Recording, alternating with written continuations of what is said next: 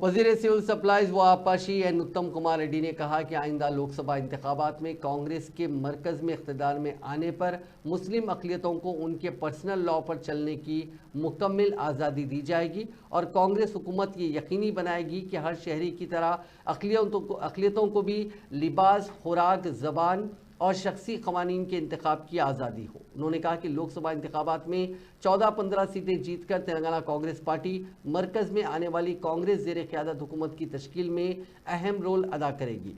हफ्ते को देवरकोंडा में नलगुंडा लोकसभा हल्के के कांग्रेस उम्मीदवार के रघुवीर रेड्डी की इंतखाबी मुहिम में हिस्सा लेते हुए उत्तम कुमार रेड्डी ने कहा कि तेलंगाना में कांग्रेस पार्टी के हक में लहर देखी जा रही है, इसीलिए कांग्रेस पार्टी 14 से 15 सीटें यकीनी तौर पर जीतेगी। उन्होंने दावा किया कि कांग्रेस पार्टी मुल्क में सबसे ज़्यादा अक्सरियत के साथ नलगुंडा सीट को बरकरार रखेगी।